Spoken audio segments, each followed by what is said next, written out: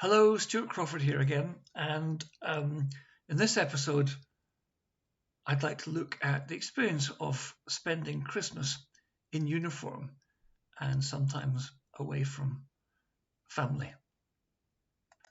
Now, while most of us cozy up with family and friends at Christmas time, exchanging presents and sharing the Christmas dinner in, we hope, relaxed and pleasant company, we should take a moment to remember all those who are not so lucky and may find themselves spending the festive season in less pleasant circumstances. One group which frequently misses out on the traditional setting and celebrations is those servicemen and women who are serving abroad. While most make it considerable efforts to celebrate the event, often going to commendable lengths in attempts to add some festive cheer to often forbidding surroundings, it can never be quite the same as being at home in the bosom of their families. So what's it like being in the military and away from home at this time of year?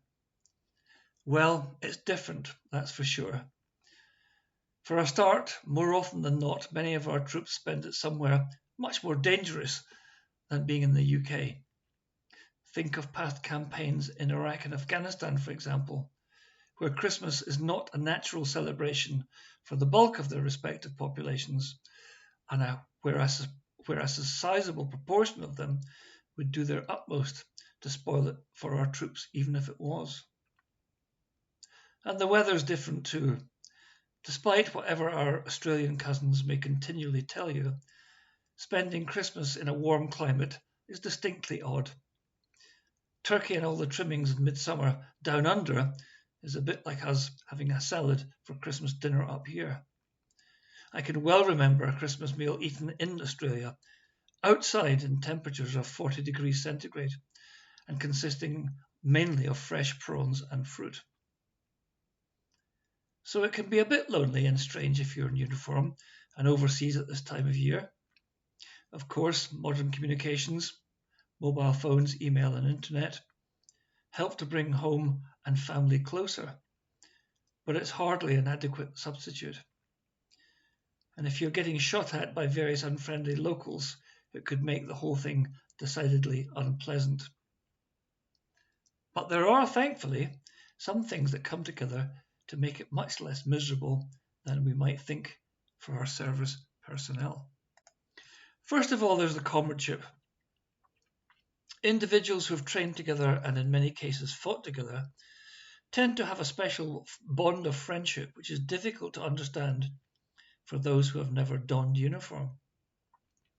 It is classless and transcends rank in its most basic form. The ethos which puts the welfare of your comrades above your own doesn't just apply when the bullets are flying.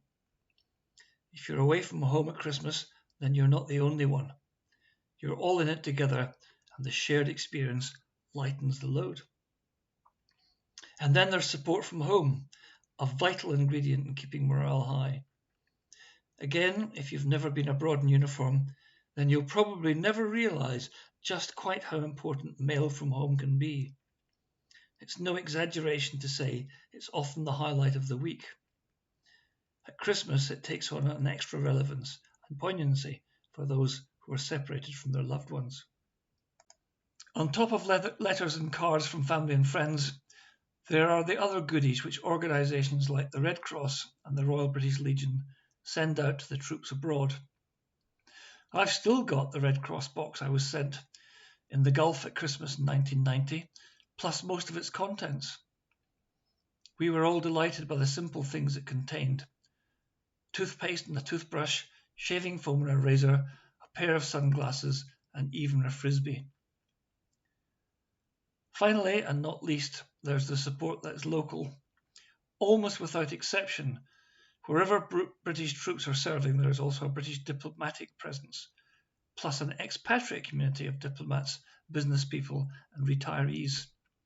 In my experience, these people always go out of their way to make Christmas time as special as they can for the servicemen and women who are nearby, going to great lengths to ensure that everyone has an invitation or a present or just someone to talk to.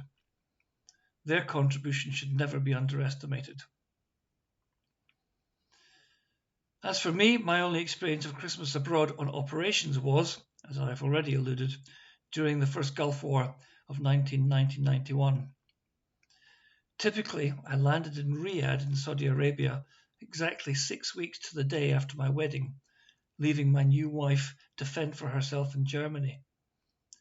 She spent Christmas at home with her family. I spent it in the diplomatic quarter in Riyadh, a guest of the diplomatic community who did their very best to make me feel at home. I am eternally grateful to them for their kindness.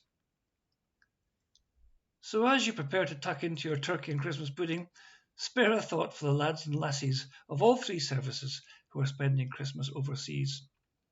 If you have the time, drop them a card, give them a phone call, send them an email, or even send them a present, no matter how small or simple.